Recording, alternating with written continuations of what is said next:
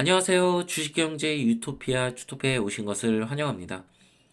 자, 오늘 12월 한국 증시 전망 시작할 거고요.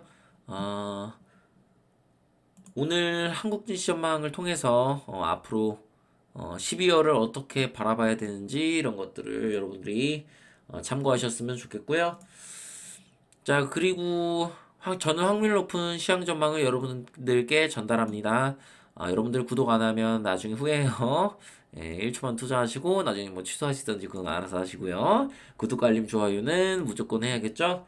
자, 일단 뉴스하고 오늘 이렇게 차트 분석 통해서 이야기할 텐데 오늘 같은 경우는 에코프로에 대해서 조금 이야기를 하도록 하겠습니다. 에코프로하고 삼성전자.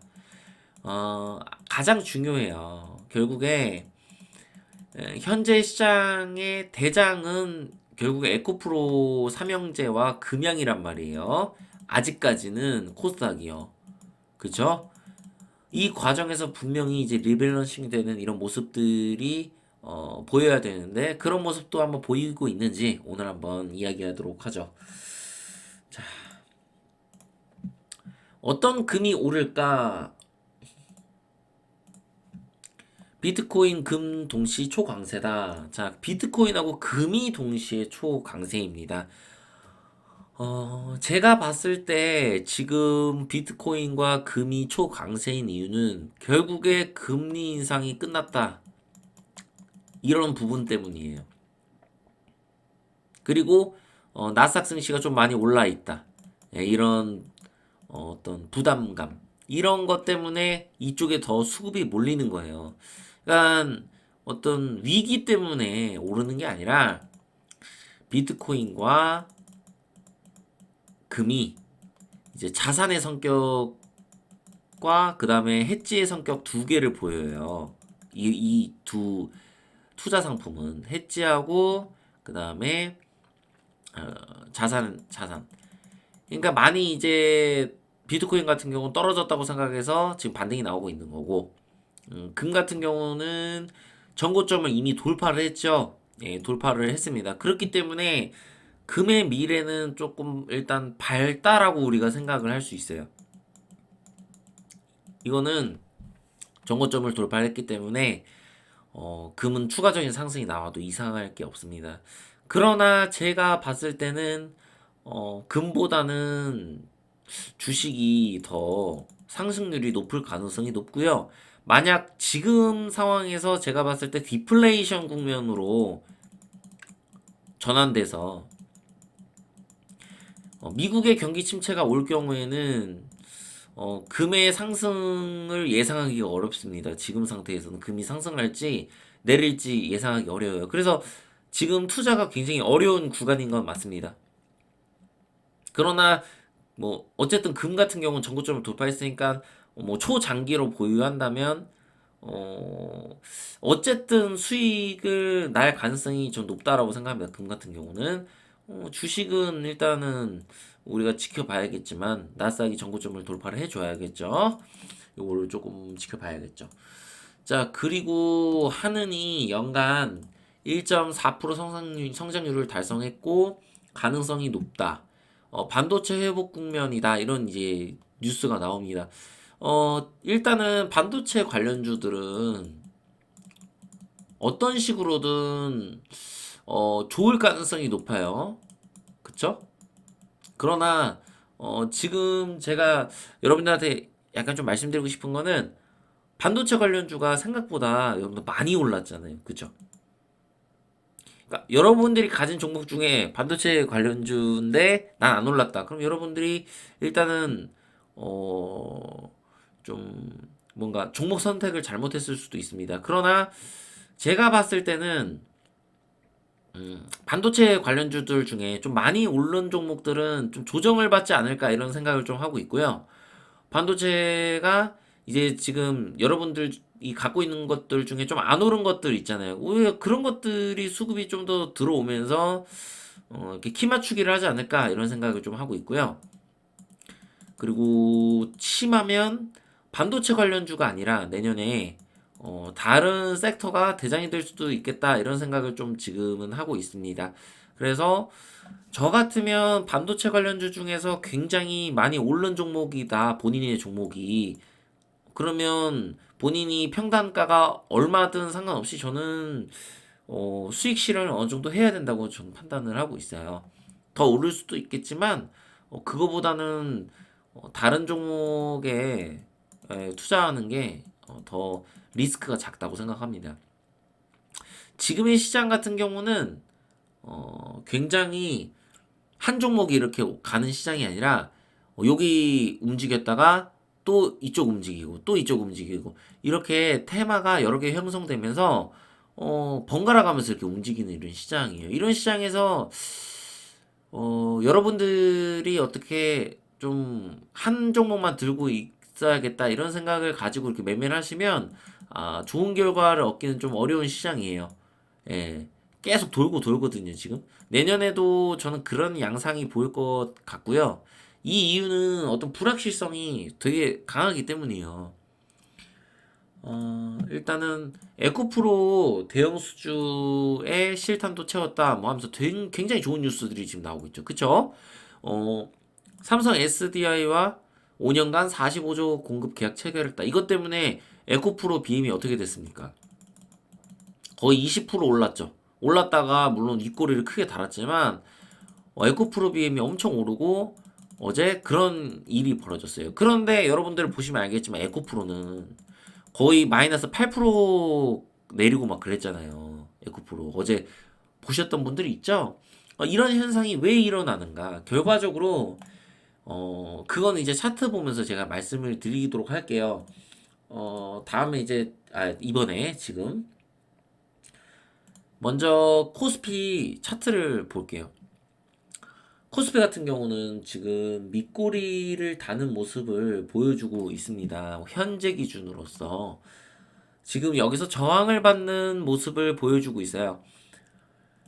코스피가 이렇게 뚫고 여러분들은 이렇게 갔으면 좋겠다고 생각하시는 분들이 있잖아요. 물론 그렇게 될 수도 있습니다. 지금 당장 12월에 그렇게 될 수도 있어요. 그런데 제가 봤을 때는 12월에 무조건 어떤 식으로든 조정은 한번 받을 거라고 생각을 하고 있거든요. 이게 너무 급격하게 올랐다 이건 아니에요. 코스피 같은 경우는. 왜 그러냐면 나스닥은 여러분 아시겠지만 이렇게 V자가 나왔잖아요. 그거에 비하면 한국 증시는 굉장히 약한 거예요. 그런데 어쨌든 이 구간이 저항 구간이란 말이에요. 강력한 121선이 지나가고 있고 여기서 이제 추세를 돌리느냐 마느냐 확실히 뭐 그게 결정이 날 텐데 이 과정에서 이 갭을 띄운 자리도 있고요. 이런 것들을 좀 메우고 가야 할 필요성이 있어요. 그리고 12월 같은 경우는 결과적으로 산타랠리 나올 수도 있겠지만 어, 이익 실현을 하는 그런 큰 손들이 있을 수가 있어요. 12월에 이익 실현하고 내년에 좀 지켜보자 이런 약간 그런 트렌드가 있을 가능성이 높아요. 올해는 외국인하고 기관이 삼성전자를 이제 많이 샀어요. 그쵸? 기관도 현재 많이 샀고 그러나 지금 실질적으로 보면 다른 종목들을 많이 사진 않았어요. 예, 엄청 뭐 대량 매수를 했고 그러진 않고 반도체에 좀 집중돼 있는 이런 모습을 보여요. 그리고 개인은 에코프로, 예, 요런 이제 2차 전지 관련주에 주목하는 모습을 많이 보이고 있고요. 이런 특징이 있습니다, 지금. 그래서 이런 시장의 특징이 있는데 12월에 나스닥이 결국에 지금 전고점을 바로 돌파를 해야 되잖아요. 근데 나스닥이 밀리게 되면 얘는 조정을 받을 수밖에 없겠죠. 그 조정 폭이 여기가 될 수도 있고 얘는 아니면 이 정도가 될 수도 있습니다. 그래서 이런 것들을 여러분들이 꼭 생각을 하셔야 돼요. 나스닥이 조정을 예를 들어서 한 5%에서 뭐 한 7% 받았다. 그럼 우리나라 시장은 진짜 10% 이상 받을 수 있겠구나. 이렇게 생각하고 접근하셔야 돼요. 그래서 한국 시장 같은 경우는 좀 약하고 확실히 코스닥을 보면 이제 리밸런싱은 굉장히 잘 되고 있는 그런 모습을 보여요. 코스닥 같은 경우는 확실히 코스닥보다 코스피보다 상승률이 낮고 그리고 또 60일선을 이렇게 돌파를 하는 모습까지 보여주면서 굉장히 좋은 모습을 보여주고 있습니다. 코스닥이 추가적인 상승이 더 나올 수도 있겠지만 이 구간을 과연 한 번에 돌파할 수 있는가? 이거는 저는 물음표라고 생각합니다. 결과적으로 여기서 한 번 더 조정을 받고 이러면 더 이렇게 바닥을 다지고 올라갈 수 있는 그런 상황이거든요. 다만 여기 저점을 이탈하면 안 된다고 여러분들 말씀드렸죠. 그런데 예를 들어서 코스닥 같은 경우는 이탈할 가능성도 있어요. 충분히. 그거는 이제 제가 에코프로 보면서 설명을 드릴 텐데 중요한 거는 얘는 이제 이탈을 진짜 하면 안 돼요.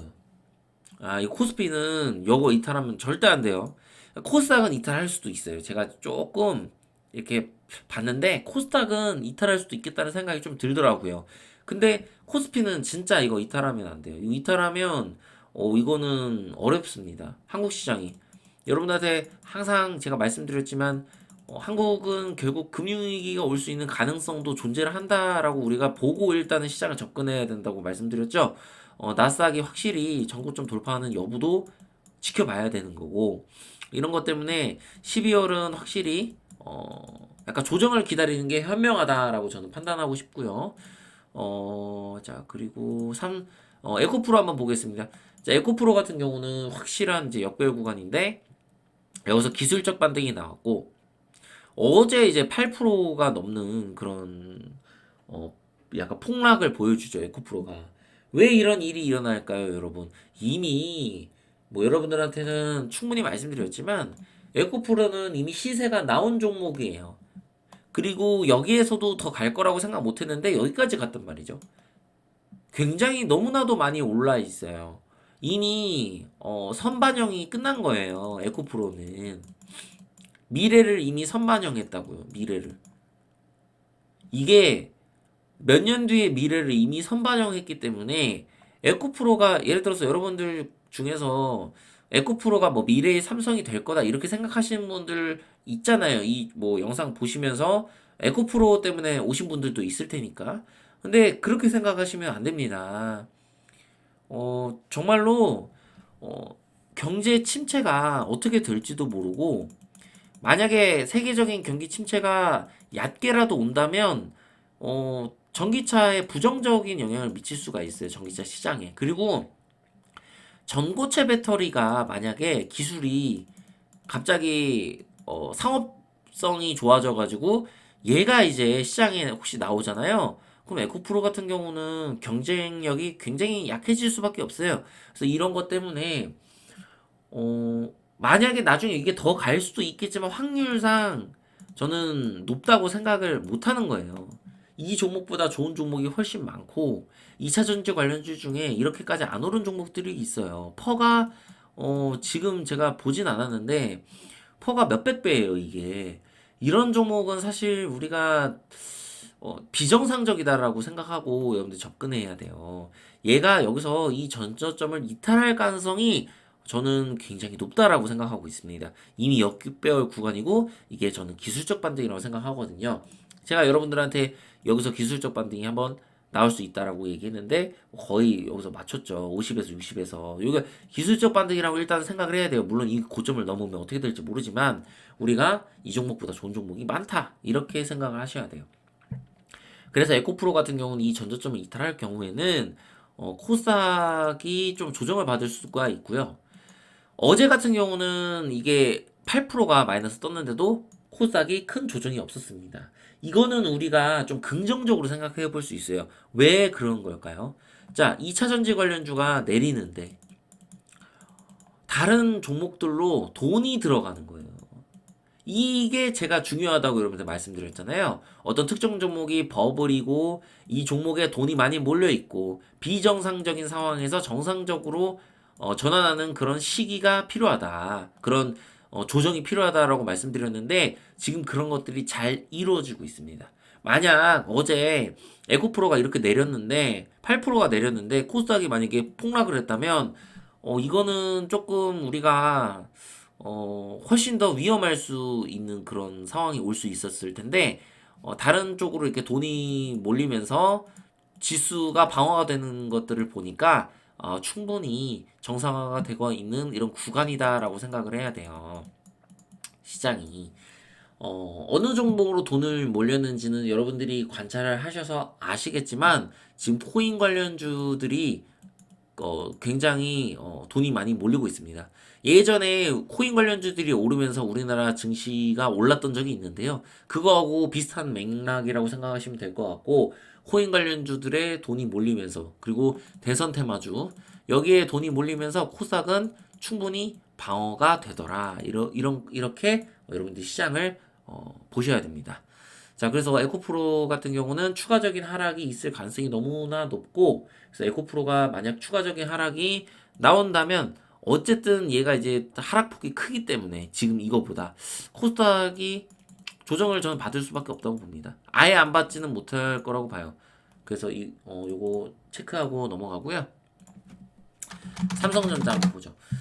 삼성전자 같은 경우는 지금 21선을 이탈하는 모습을 보였습니다. 근데 삼성전자 같은 경우는 이미 외국인들이 너무나도 많이 매집을 해놓은 상황이고, 여기서 지금 돌파를 못하고 밀리고 있습니다. 세 번째에서 돌파를 못했어요. 그쵸? 근데 아직 이게 돌파를 못했다라고 우리가 이렇게 시장을 이렇게 보고 접근을 한 거는 조금 아니고, 다만 이제 조정을 받을 수도 있겠구나 이런 생각은 해야겠죠. 21선을 일단 이탈을 했고, 여기 밑에 121선과 61선이 있습니다. 제가 봤을 때는 여기도 이탈할 가능성이 있어요. 삼성전자 같은 경우는. 그래서 여기를 만약 이탈하게 되면 추가적인 조정을 더 받겠죠. 그러니까 제 생각에는 반도체가 좀 조정을 받을 수 있겠다 이런 생각을 조금 하고 있습니다. 제가 반도체 관련주가 삼성전자 이외에 너무나도 쉼 없이 달린 종목들이 있어요. 이런 한미반도체 같은 거. 저는 이런 종목들에서 조금 조정이 나오지 않을까 이런 생각을 좀 하고 있고, 여러분들이 시장을 접근할 때 제가 봤을 때는 다시 한번 말씀드리지만 12월은 조정을 받을 때 그럴 때 내가 좋은 종목들을 좀 매수해 보겠다 이런 생각으로 접근하는 게 제가 봤을 때 올바른 판단인 것 같습니다. 12월 시장이 예를 들어서 조정을 이렇게 한번 받고 나서 이렇게 반등이 이렇게 나올 수도 있어요. 그러니까 연말에 반등이 나올 수도 있다는 거지, 산타랠리로. 뭐 그런 현상이 일어날 수도 있기 때문에 시장을 긍정적으로 보고 조정을 받았을 때 그럴 때 좀 공략하자. 이게 제 12월 전망이라고 생각하시면 될 것 같습니다. 자, 여기까지 이야기하도록 하고요. 나스닥도 제가 봤을 때는 조정을 받을 가능성이 조금 있어 보이는데, 과연 한국 시장이 얼마나 큰 조정을 받게 될지 이런 것들을 좀 지켜보도록 하죠. 구독과 좋아요, 알림 설정 부탁드리고요. 주식경제 유토피아 주토피아였습니다. 감사합니다.